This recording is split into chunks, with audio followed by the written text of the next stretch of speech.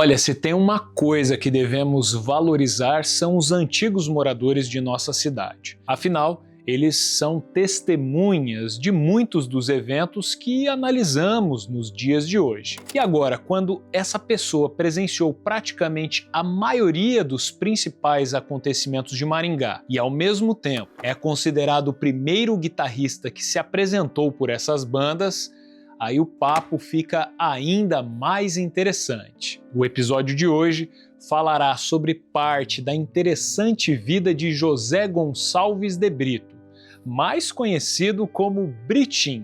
Mas antes eu gostaria de pedir a gentileza para que você se inscreva em nosso canal e ative as notificações.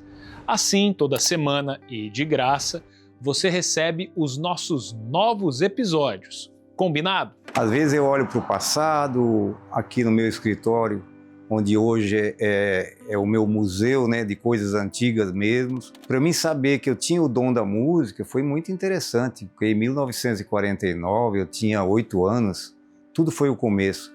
E meu irmão, que estava servindo na aeronáutica em Campo Grande, ele já tocava, ele já tinha um trio lá, tocava na rádio já.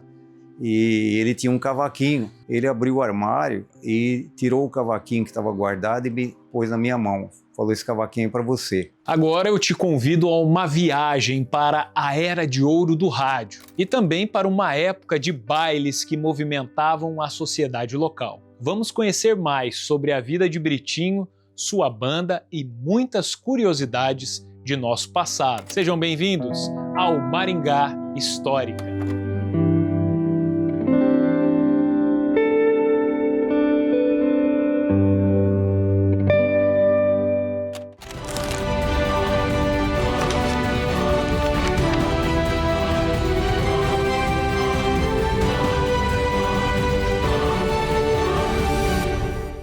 Filho de João de Souza Brito e Eulina Gonçalves, José Gonçalves de Brito nasceu na cidade cearense de Assaré, no dia 15 de março de 1941. Veja bem, eu não tenho lembrança do Ceará, de Assaré, onde eu nasci, porque viemos para São Paulo, para Valparaíso.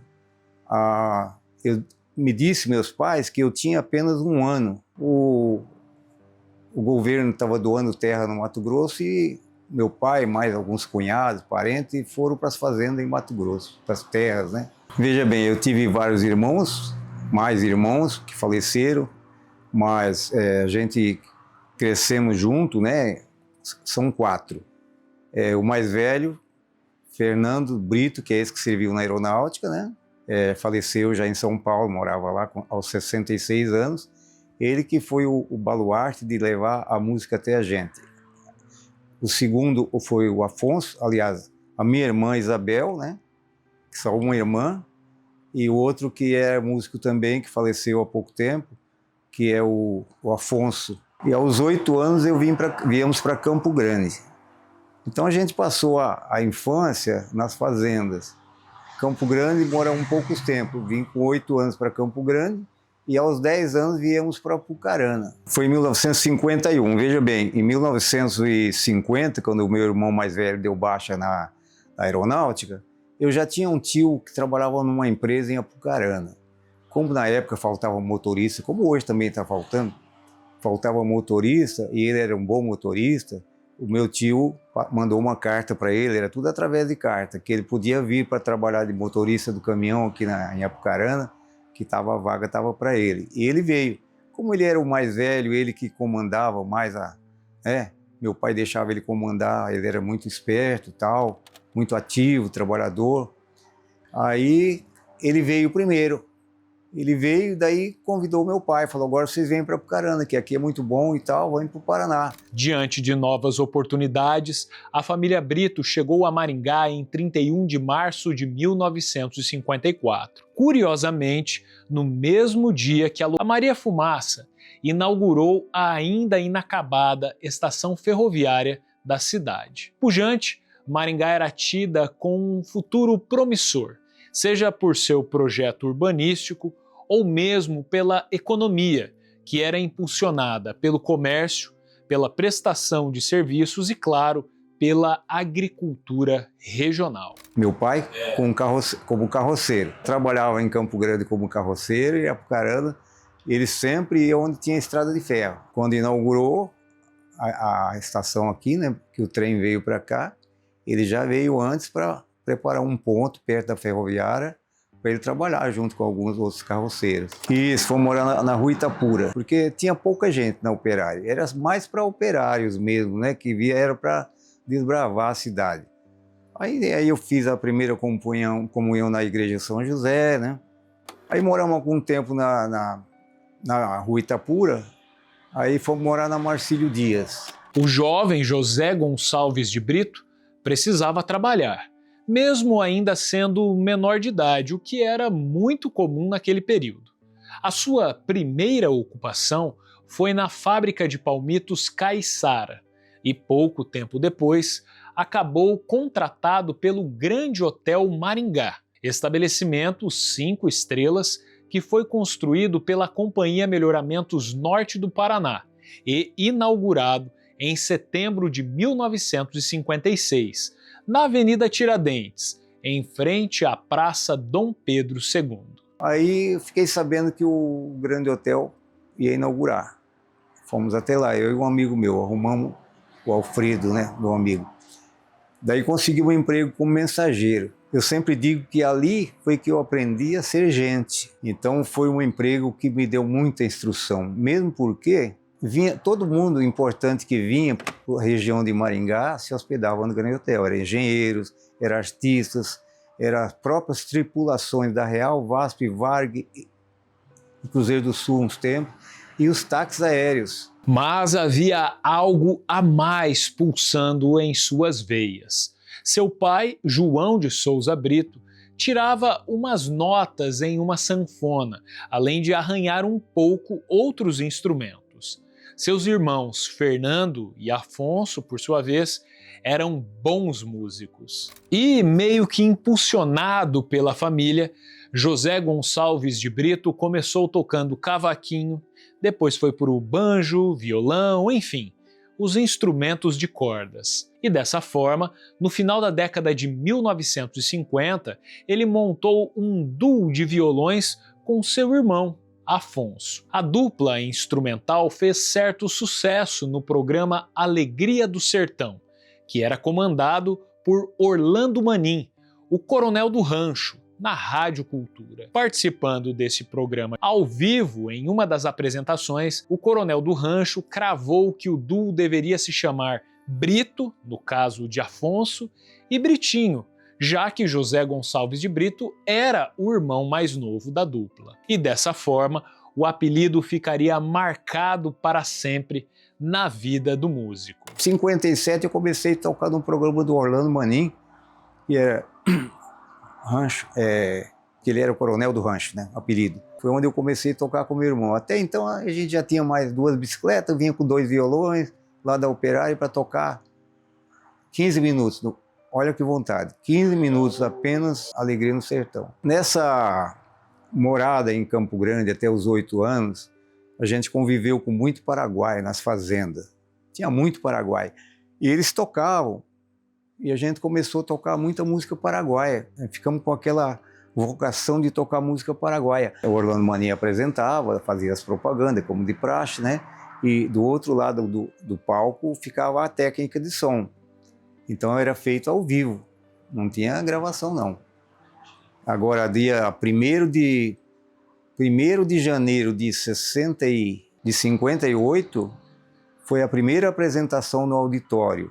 Eu me lembro que eu e meu irmão, a gente muito tímido para tocar diante do público, não foi fácil, principalmente solar. Olhava o público, arrepiava, aqueles microfones que ele vinha de cima, né, do teto. Veja bem, foi muito interessante essa ida para a Rádio Jornal, é que as 2 emissoras, Jornal e Cultura, que depois que chegaram a ter 17 emissoras, eu peguei amizade com os diretores, com os gerentes, mas eu era muito tímido. Mas eu ia na técnica de som, achava interessante, coisa e tal. Um dia eu perguntei se eu estava precisando de funcionário na Rádio Jornal. A Rádio Jornal ficava na Herval, esquina com a Brasil. Aí eu consegui, me lembro que foi um dia de aniversário da cidade, depois do desfile, eu fui lá na Rádio Jornal, ver como que era, visitar. Aí eu tive umas aulas lá com um técnico de som, com uma técnica de som, que eram os melhores, né? E fiquei um técnico nota 10, modéstia à parte, né? Fui considerado um dos melhores operadores de som durante muitos anos. E dali eu já fui passando de cargo, mudando. De operador de som, eu fui para técnica de som, né? Aí eu fui para chefe de escritório, chefe de departamento do pessoal, e fui mudando, até que cheguei à gerência. Ah, sim, a Rádio Jornal tinha um pequeno auditório. Eu me lembro que eu acompanhei na época lá o Fred William, era um músico que tocava várias gaitas de boca, e eu lembro que eu acompanhei ele. Eu lembro que foi ali, na técnica de som, que em 59, a Hebe Camargo entrou com um disco na mão, da música Quem É, do Osmar Navarro, me lembro, gravado na gravadora Mocambo, e ela entrou, era uma loira bonita, nova, né? Chegou na técnica de som do meu lado, falou: só Hebe Camargo, a gente tá vindo de São Paulo, trazendo os discos em mão e passando nas emissoras de rádio, deixando pessoalmente o disco para tocar. Devido ao sucesso, o agora Britinho formou o Regional Cultura em 1958 com alguns amigos. Ele tocava violão, Geraldinho o cavaco, Zenito no pandeiro e por aí vai. Para você que é mais novo, regional era o nome dado para bandas de acompanhamento de programas de auditório. Naquela época, as apresentações eram ao vivo.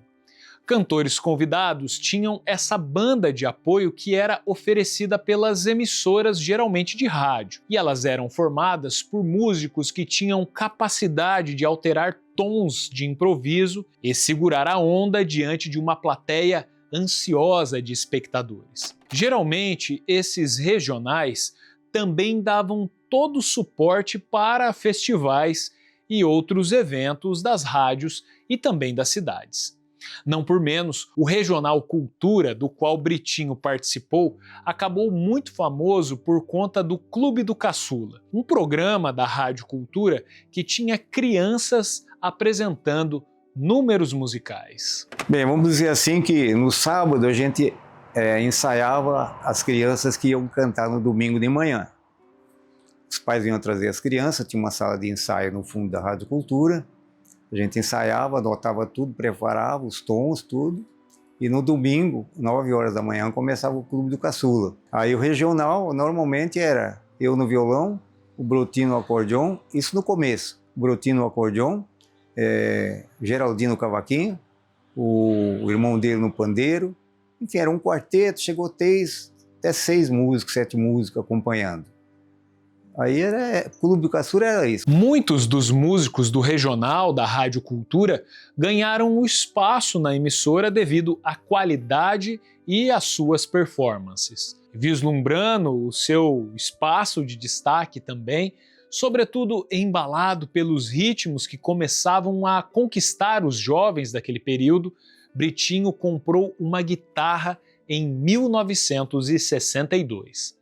Ao que se tem notícia, trata-se do primeiro instrumento do gênero a chegar na cidade. Um ano depois, Britinho se tornou inclusive artista exclusivo da Rádio Cultura de Maringá.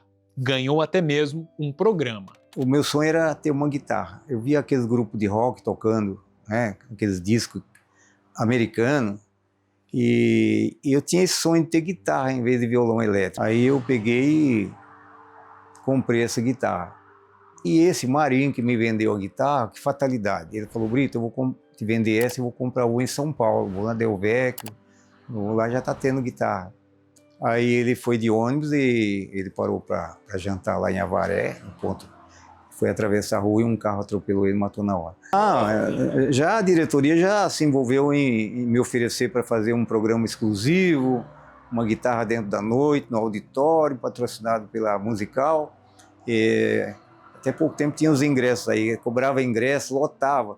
E esse programa era assim, cada audição, que era na quarta-feira, cada audição eu convidava um músico, um cantor, para fazer uma apresentação junto comigo. Com a experiência adquirida até então, Britinho passou a acompanhar não só as atrações locais que se apresentavam na Rádio Cultura, mas também acompanhou artistas nacionais que passavam pela cidade para divulgar os seus lançamentos. Dentre esses cantores que o guitarrista deu suporte com seu instrumento, destacam-se Cláudia Barroso, Altemar Dutra, Valdirene, Tony Angeli, Carlos Gonzaga e só para citar alguns. E aí comecei a acompanhar os cantores que iam para a rádio, né?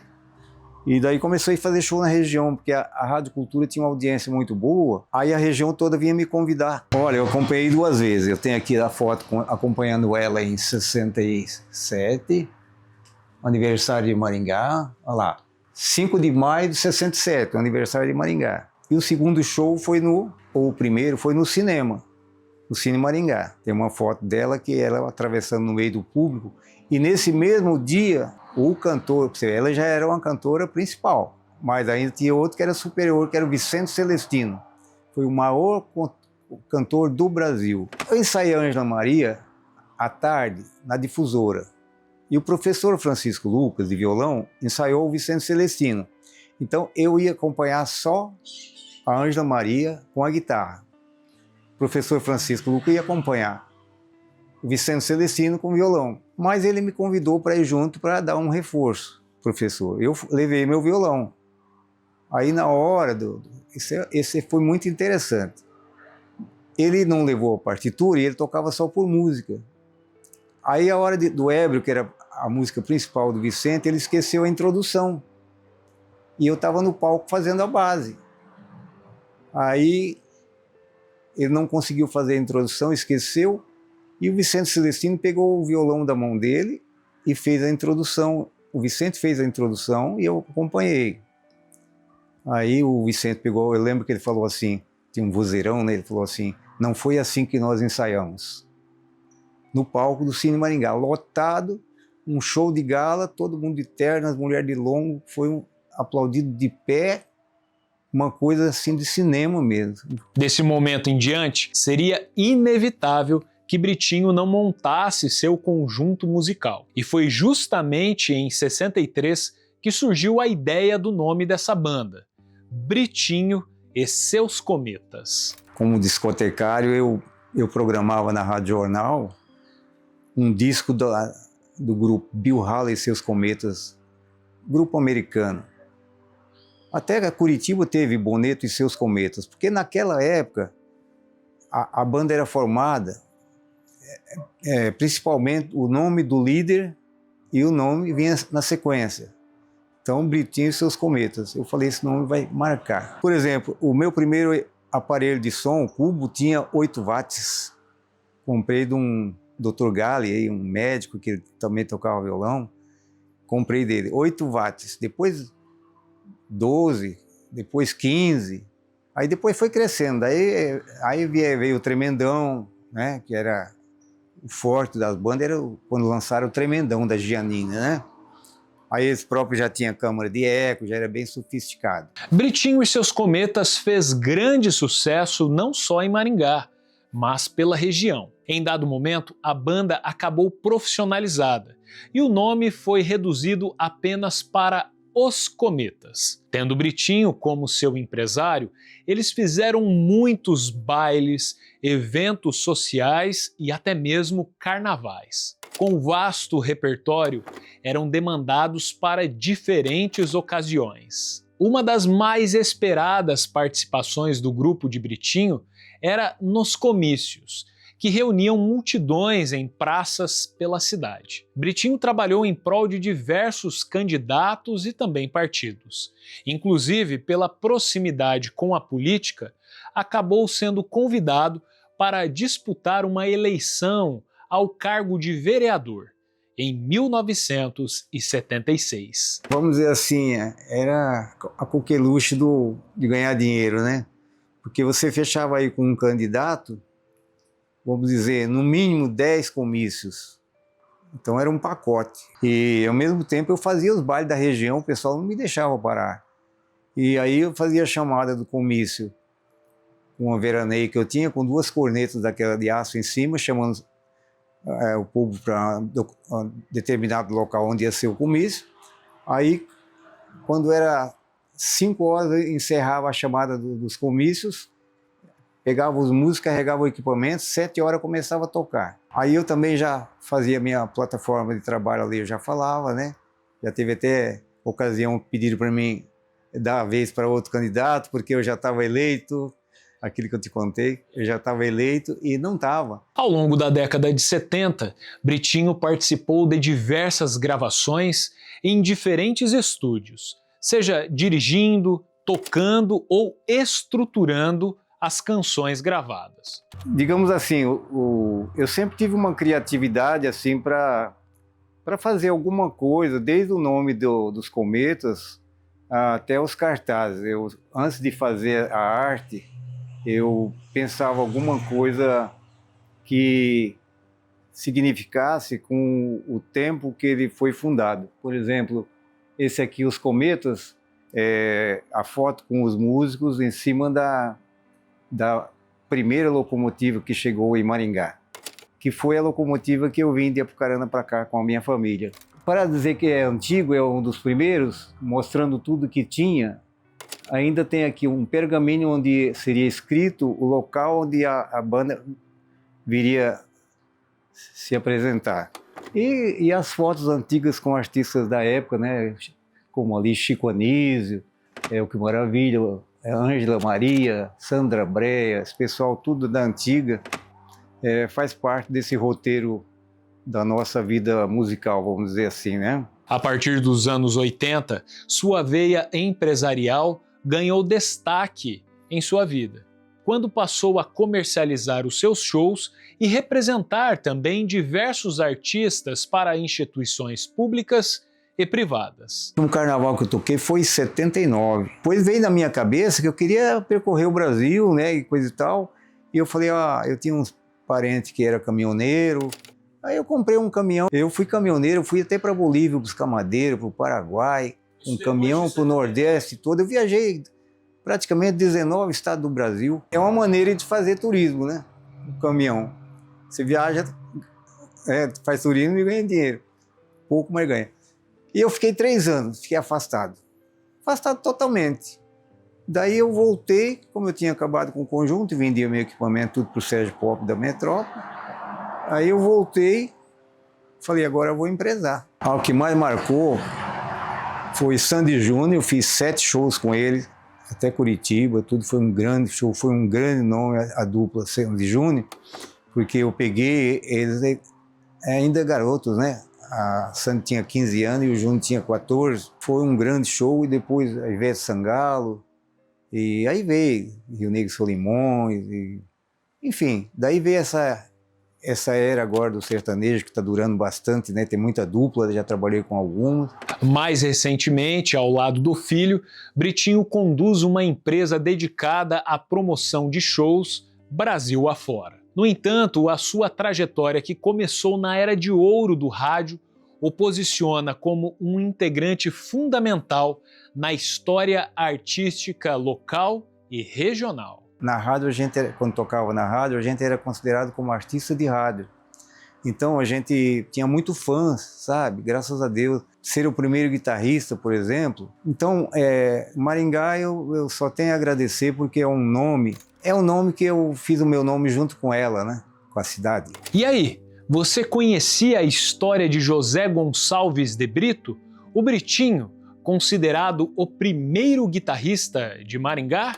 Se gostou, curta e compartilhe este episódio com seus amigos e familiares. E vocês já sabem, há história em tudo que vemos. Um abraço e até a próxima!